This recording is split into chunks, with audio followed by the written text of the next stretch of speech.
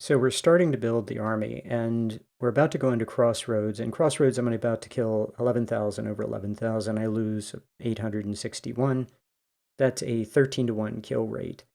And a big part of this is the artillery and also the snipers. By the way, in Crossroads, you get to bring one extra unit. I think it says you can bring 9, but you can actually bring one more. Anyway, you can bring one more than it says. So I have one battery of 24-pound howitzers and one unit with 1855s. And I really need to start pushing up Army organization. And you really have to, because you're going to want to build ballast units and you're going to need extra cores for that. So the enemy force pull very low. So that's going really well. We want to keep going after the enemy and driving down the numbers. I really don't want to face an enormous number of 3-star units because I didn't bleed the enemy down. So I use reputation always to build up units. And as I have mentioned, my goal is to get my units to, by the time I get into Antietam, my units are going to be averaging about 1,250. And I don't move things to exact numbers. I look at efficiency. So I stop adding raw recruits when efficiency starts to fall. There comes a point where adding more men really drops efficiency, and I'll usually just stop. But the average number, I guess, is 12,500 or 1,250. And but my idea is to push up the numbers and let the number bleed down. So I have this theory. It pretty much doesn't work, by the way, but it's an idea. So you might see me pumping up numbers a little bit higher, and then somewhere around Antietam, I stopped doing that because it's pretty pointless. Just to do it again, I would just keep everybody at about 1,200 or 1,300. I wouldn't worry about it. So yeah, I'm doing all the easy stuff right now. I'm also checking how did individual units do. My goal is for upcoming battles, I really want to get 2 artillery batteries of 24-pound howitzers in good shape. The batteries are going to be 8. All the batteries are going to be 8 at some point. The unit that's 9 right now is going to lose a gun. And you're going to see that I'm really aggressive with these guns, way more aggressive than I was in my last playthrough of normal difficulty. I'm usually pretty aggressive with these guns. I'm not bashful about putting them on the front line to rack up kills. And if you're not taking losses with your artillery, then you're not being aggressive enough. That's what I think. So I'm arbitrarily setting these troops up to 1,500. I am spending some vets because these guys are about to get another star, and I really want to get at least 2 units to 2 stars. And what you're going to see is, what you're going to see is that the experience these units that they're going to rack up is going to be pretty amazing. So I'm being very aggressive actually about spending money on veterans and really good weapons. And in a couple of battles, though, I'm going to pretty much just put in raw recruits. But getting these units up to 2 stars is really important because the units are so small. And on Major General, the enemy is going to bring mostly 2-star and 3-star units. But one of the things I really like about Major General over Legendary, on Legendary, it just feels like every unit is 3-star that you face. And I don't like that. I like there to be a mix of really strong unit 3 stars and some 2 stars and some 1 stars. And on Major General, you do get a mix. Although there are a lot of 3 stars, most of them seem to be 2 stars, and then a lower number of 1 star and no stars. So the experience that the enemy brings to the battle is much higher than on Brigadier General, and that's nice. I actually like that. I like the fact the enemy hits harder, has better weapons, and is more aggressive. I actually like that. And it makes playing on Major General a lot of fun, in my opinion. But in order to be able to meet the enemy and do well, a couple things I think that you have to do. One is, man, get Harper's Ferries as fast as possible because the enemy is going to be bringing Harper's Ferries really soon. And by the time I get to Antietam, I'm going to be swimming in Harper's Ferries. The other thing is 24-pound howitzers, 20-pound Parrots, all of the good sniper weapons, must have, and yeah. And that's the ticket to success. And then, the last thing is your units have to have more experience than they did on Brigadier General because the enemy is going to be coming with a lot more experience. So, but I found that is not a problem at all.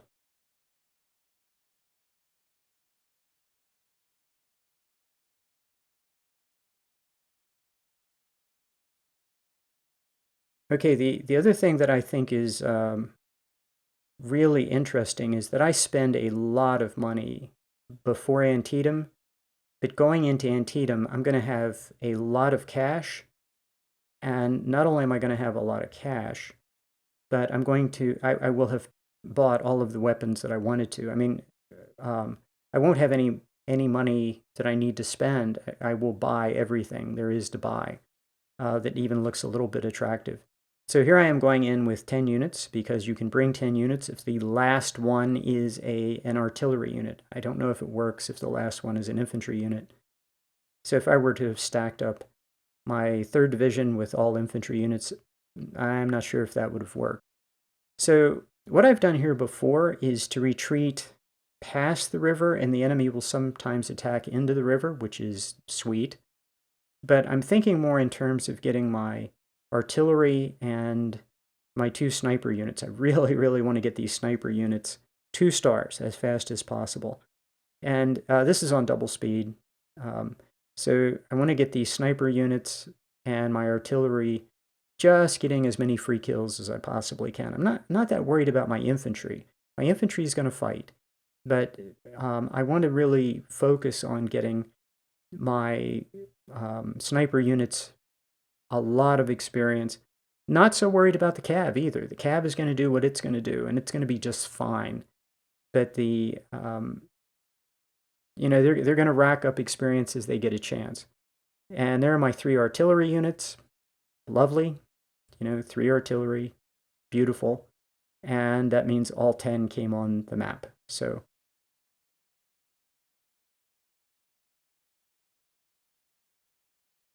there are going to be a few minutes of double speed. I wish I could lure the enemy into charging into the river, but if you want to do that, I don't consider it for this battle, but I have done it before. What you have to do is back up your army and give them so that your zone of control, that your firing arc is on this side of the river, and sometimes they will charge into the river, and you can really inflict a lot of casualties there. But I'm pretty sure I can just stack up my skirmisher, my sniper units, and just let my 3 artillery units get a lot of free kills. My sniper units get a lot of free kills, and it's all good. So I'm just going to do that for a while, and we get, a couple hundred kills per unit for doing absolutely, what I consider doing absolutely nothing. So I don't want my units to take a lot of hits from his artillery, and if I can lure him into attack, that's even better. I like the fact that he's stupidly aggressive. That's terrific.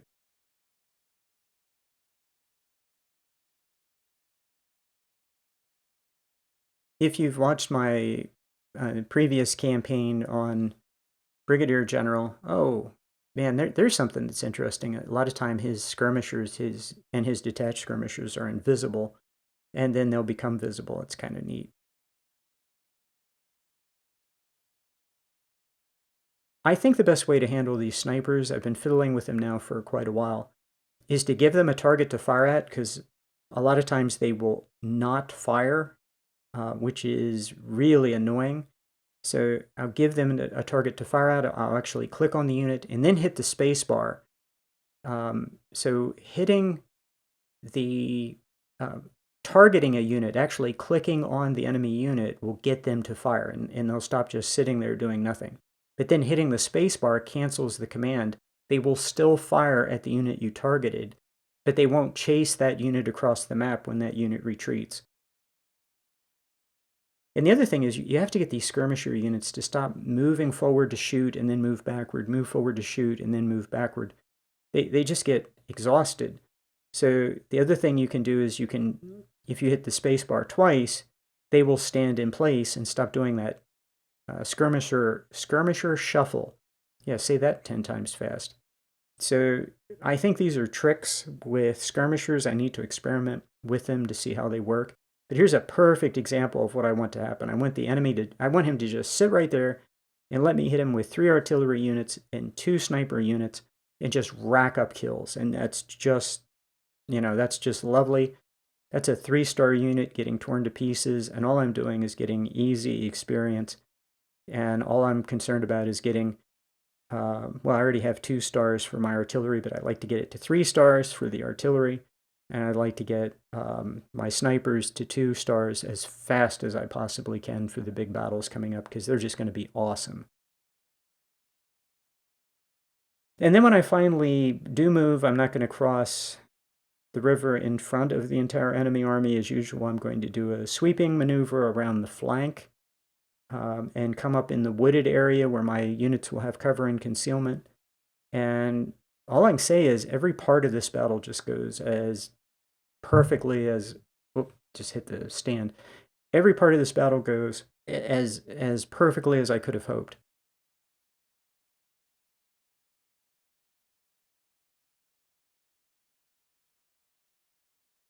So the maneuver around the enemy flanks, perfect. Getting the artillery in place before the main attack, perfect. The attack, when it finally happens, is crushing. All of my units rack up lots of experience and annihilate the enemy completely from the battlefield. If every battle went like this one on Major General, then, well, that would be the ideal. But I don't think every battle is going to go that well. I mean, everything about this just goes in my favor. I actually sit here for quite a while. I can't remember what it is. It's like in real time, it's like 20 minutes of just racking up casualties. It's just terrific.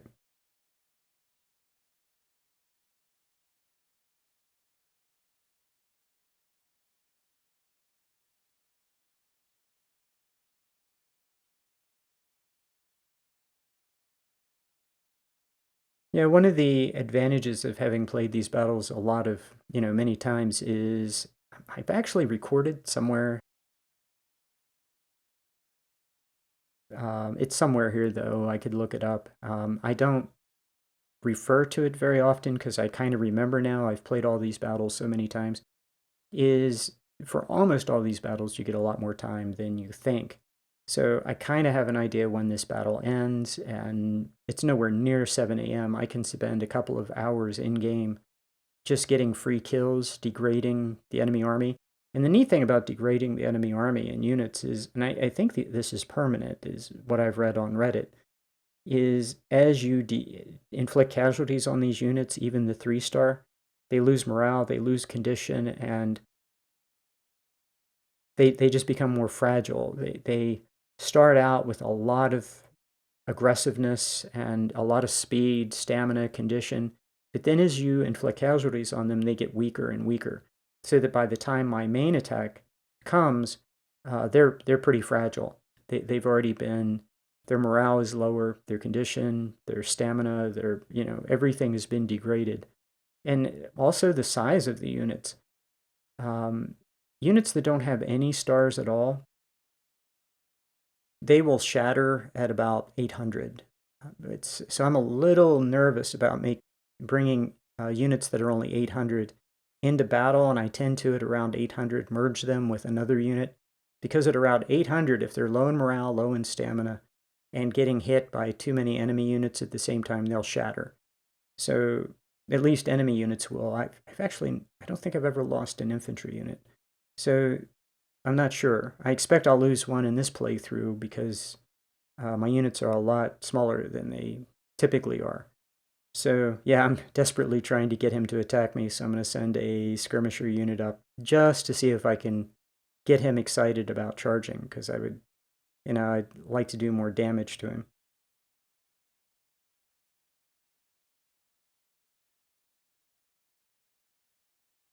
I have found that if the unit has 3 stars, it's probably not going to shatter at around 800. They can get down to 600 or 500, even as low as 400 before they shatter. But take a look what I'm doing to this 3-star unit. I'm getting that 3-star unit down to a point that when I hit him with 2 infantry units, and he will get hit by 2 infantry units, odds are he's going to shatter. And so that's what I want. I want these units, when they get hit, I want them to crumple. I want them to be very weak. And in the case of this unit that is 500 right now, well, I wouldn't mind just taking him completely out. That would be sweet. But when my infantry hit him, I want him to vaporize right in front of me. So that would be absolutely great. Okay, so yeah, just piling up the kills. Just absolutely just piling them up. So it's time to get rolling. And what I'm going to do is I'm going to do my usual rolling maneuver. Because I'm moving to the right, I'll kind of do what Grant did at the Battle of the Wilderness. I will start peeling, and he also did it after Cold Harbor, when he crossed over the James and began the siege of Petersburg. I'm pulling units from the left and going to the right. So you pull units away. You don't just have the units on the right take off, you have units peel off and walk around the army while it's being defended, and it's kind of you roll up your left. And same thing if you go to the right, you start moving. If you're going to the left, you take the unit that's the far right, and it moves first. So anyway, that's what we're doing. And also my skirmisher units should be really tired at this point, so they might need to take a little bit of a break before we begin the next attack. And I think I let everybody rest a little bit before the attack actually kicks off.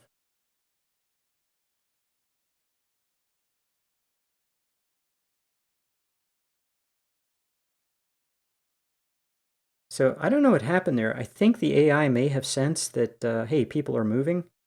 Let's charge. There are, like, there might have been a calculation of total number of troops in an area. Let's go there. And hey, if that's the case, all for it. Yeah, my detached skirmisher got a little far forward. Didn't want him to be there. So we're going to punish him a little while and degrade his numbers.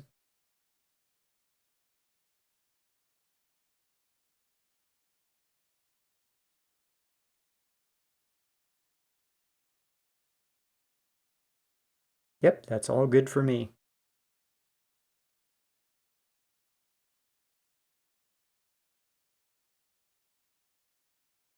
Okay, these guys can continue moving.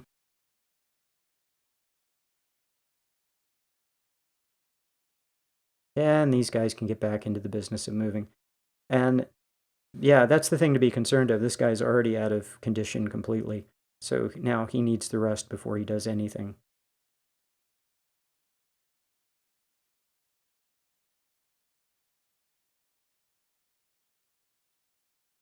Okay, so the army continues moving.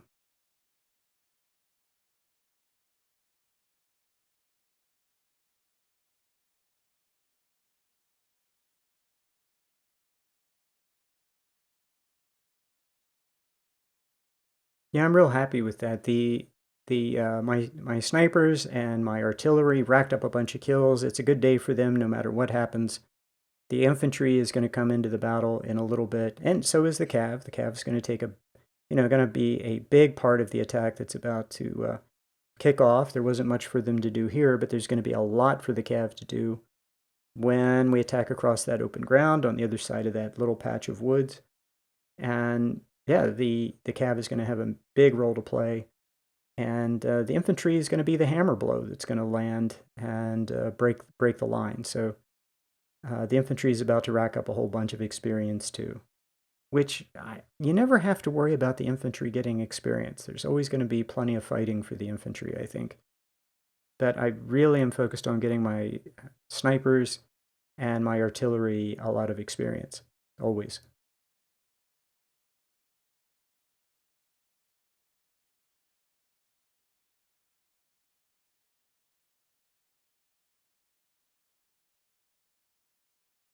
Yeah, I'm going to withdraw. See what I did there is I just withdrew, trying to get him to move into the water.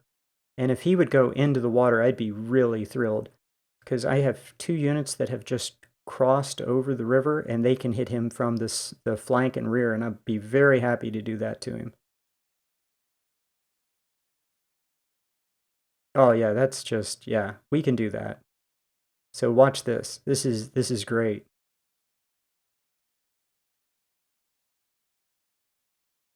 He's in the water, and I'd like for him to come forward even a little bit more. But he thinks better of it, which is too bad. Really, if I had withdrawn, yeah, and I thought about the infantry unit that's kind of that guy. I thought about having him attack and hit the guy in the flank, but I didn't because he doesn't see the units that have already crossed the river. So it's better just to keep them hidden, I think. So that was great. Really happy to see him attack there. Wish more of his units had done that.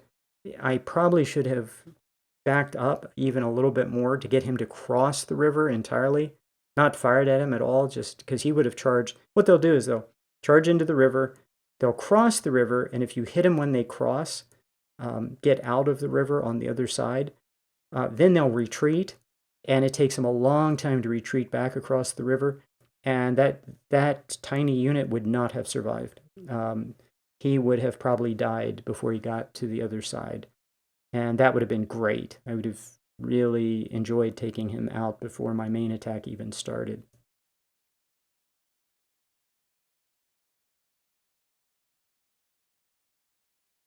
So now all I'm doing is just making sure that my units move forward in the woods, but I don't want them to get detected. And I'm still outnumbered, and I don't care.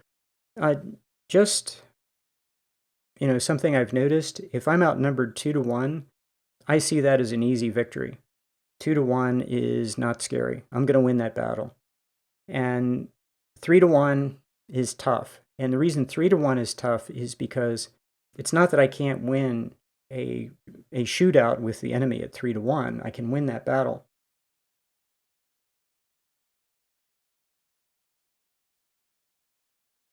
But what I'm thinking is that the enemy will have just so many units that they can just bull rush me. And that's the one thing I can't do anything about. If say he takes 5 units, and you see this at Shiloh, where I'll have one unit, and right in front of that one unit of, say, 800 men, and this happens at Shiloh, there are 5 units of about 12 or 1,300, all 3 stars, and they're just standing there shooting. And if they just charged, which is what any of us would do, if they just charged, it would be over in a second. I mean, it's just, there's no way.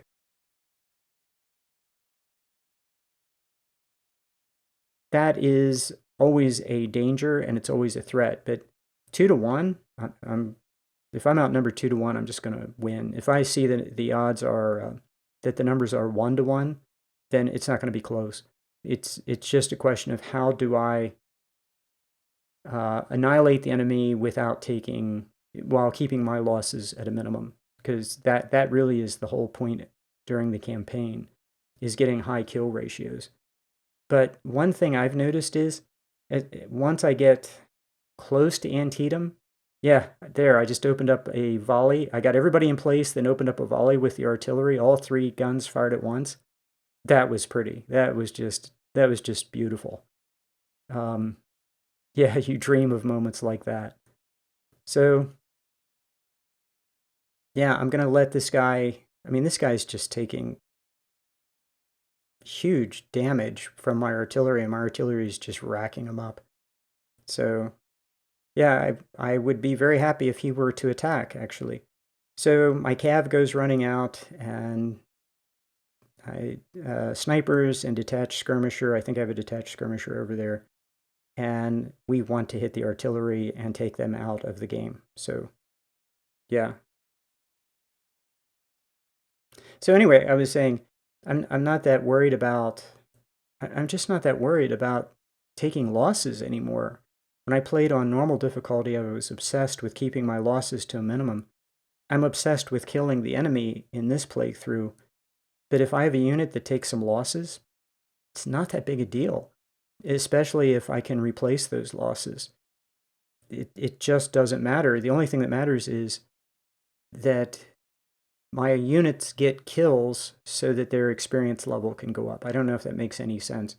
But you can replace, if you have money, you can replace your losses. So, with veterans. And, I just see, before Antietam, I have 50,000 men in my force pool that I will never use. I can't even imagine what I would do with 50,000 men playing a low unit strategy. Before Antietam, almost everybody has Harper's Ferries. The thing about having units that are half size is it takes half as many weapons to equip your army. And all I can tell you is that having small units like this, so far I've encountered nothing but benefits. I've encountered absolutely no downsides to this. These units are pretty green, and yet look how they move and they fight. And also, the enemy is scaling to me, so his units are half size too. And yeah, my units come in 1,500. Look, his units come in, they're about 1,500. You can actually do the math before the battle, number of units, divided by number of men, subtract out 25 men per gun, and you get an idea of what the average size of the enemy units will be. And the enemy having smaller units, that just makes them easier to wipe out, easier to shatter, easier to annihilate.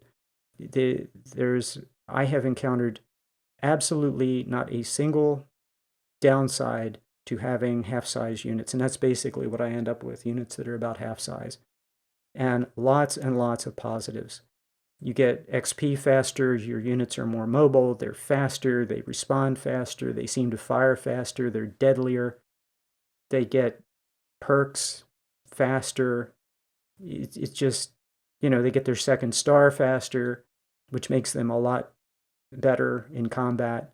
It's all to the good for the campaign. So, and you can always level these guys up.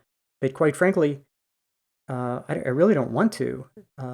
Take, for example, when you get the Iron Brigade, and the Iron Brigade comes in, it's almost 900 men. Well, if my army is 2,500 men, and I want the Iron Brigade to be 2,500 men, that is a lot of money. I think it's like $150,000 to get the Iron Brigade, up to 2,000 or something like that. It's a lot of money. I forget the exact number, but it's a lot of money. Going from 900 to 1,200, if my average unit is 1,200, and I'm only taking the Iron Brigade up to 1,200 from 900, that's only 300 men. And you can add a lot of raw recruits to the Iron Brigade and still, I don't know, and still keep that third star. And yeah, it's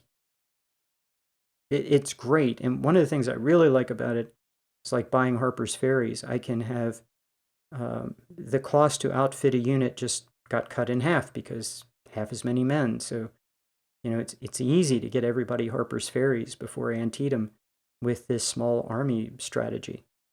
So I have a unit in reserve, you might notice here, and that's because if he actually charges, he's got a lot of units. If he actually charges and gets into melee, it's a real good idea to have a unit in reserve. I think this is a really good thing to have.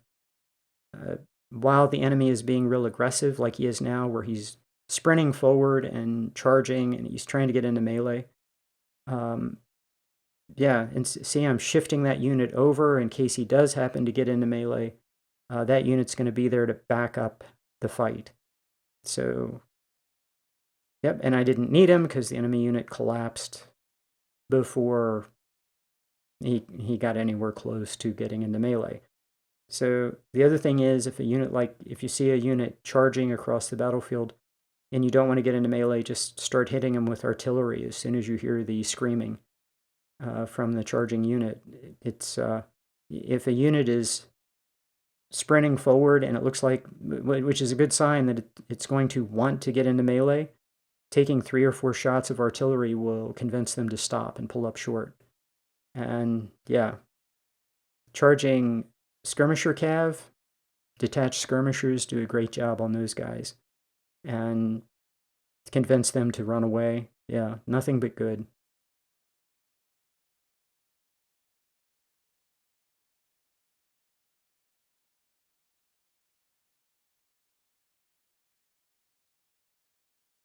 Yeah, I was hoping that my detached skirmishers would convince him to advance and hopefully charge.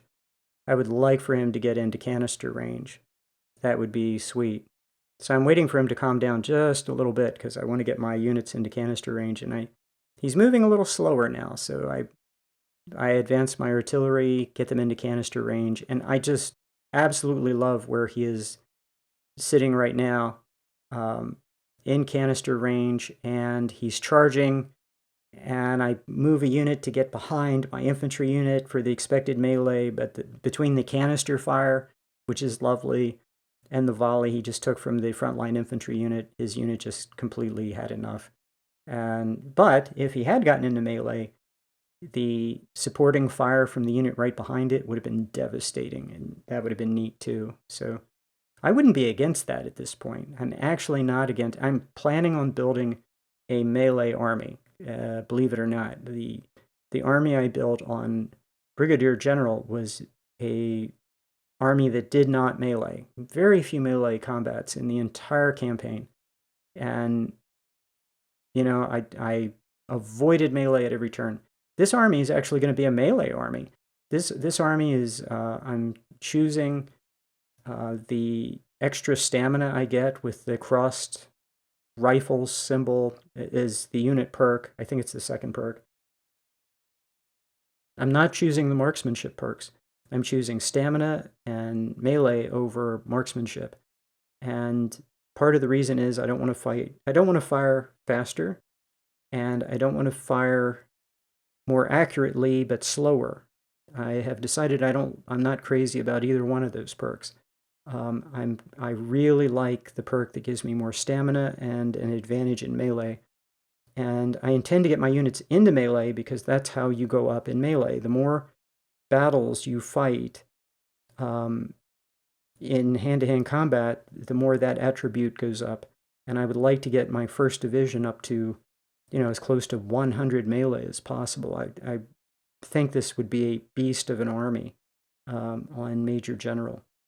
So, yeah, I'm not against these units actually getting into melee, but the trick to melee is only get into melee when the enemy is about to break. So never fight fair. Never have two units go. And historically, that's what happened. Units only went in after each other at close range when one unit thought the other unit was about to break. So when the unit starts flashing white and it looks like, well, you know what they look like. When it looks like they have lost their morale and condition and they're flashing white, or they may even start to rout. And I just noticed there were like two units just now. The cav unit and an infantry unit just shattered. So his units are starting to shatter. So that's great. I'd like to push him into the river, and even more units will shatter if I can catch him in the water. Anyway, that is what you want to do when the melee attack is like a guaranteed victory. Because if it's going to be a long drawn out melee, your general is going to die. Your unit officer is going to die. Your division commander can die. I mean, it's bad. But I have found that if you win, like you charge instantly and you instantly win, the commanders don't die. It's only if like you lose the melee or it drags on for a long time, then officers are going to die. So I actually like that mechanic. That makes perfect sense.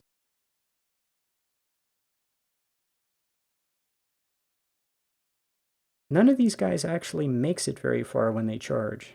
So, oh, I just really would like to catch these guys in the water.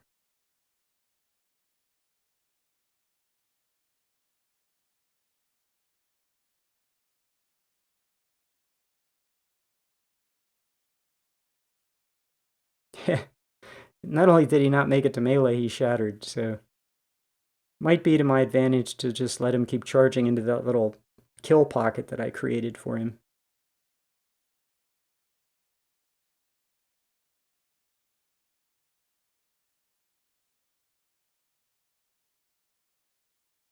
Now, if you take a look at this, this is just a senseless, this is not, this is just senseless slaughter. And I'm letting it be senseless slaughter. This is, yeah, okay, I can inflict even more casualties on the enemy if I move this artillery up close range. And I'm just going to keep moving my artillery units, bounding them one at a time closer and closer to the front. Yeah, and I don't care that the artillery loses a few men in combat, which they will. If they're right on the front line, they will lose some men. And I don't care. What I care about is they get as many kills as possible. And they get those kills. I don't want them to get into melee, but the closer they are to the front line, the more kills they're going to get. And look at these artillery batteries. They're very tiny batteries, but look what they're doing to the enemy. Just blasting away into these guys and tearing them up. And it's just ridiculous. I mean, even as I played it, I thought, this is ridiculous. The enemy just keeps stupidly charging across an open field. It has to be very similar to how the South felt watching the Union attack over and over again at Fredericksburg. But this is just as ridiculous as Fredericksburg. I mean, this is just, yeah, how many times do you want to charge across that open field? And I'm happy to let you do it. I think this is, I think this would not happen on normal difficulty. I think that the AI would fall back. In fact, I'm pretty sure the AI would fall back to the other side of the river and just park. But because this is Major General, it doesn't work that way. They're far more aggressive. So, yeah, and I still would love to catch these guys in the water. They can't survive a couple of volleys in the water. So, I would still like to catch them.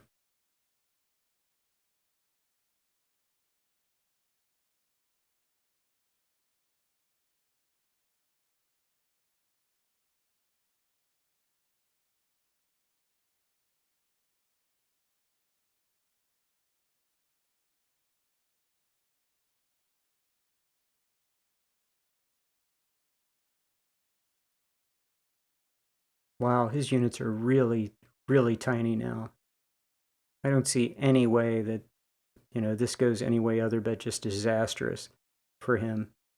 Yeah, and got into melee, didn't care. His unit was tiny. It was supporting fire coming in from both infantry and artillery. Yeah, let that happen. Now, probably didn't pile up much melee experience, but hey, got a little bit. And then the other unit turned around to the left and fired, and the unit in the water shattered. So I think that's just lovely. Just absolute. Oh, and this guy, yeah. Yeah, that's great. That's absolutely great. So, yeah, there's a unit hidden around somewhere, but there it is, 800 and some to 13,000 plus, and 13 to 1, and it was a fun battle, and it was great, and everybody got lots of experience. Thanks for watching.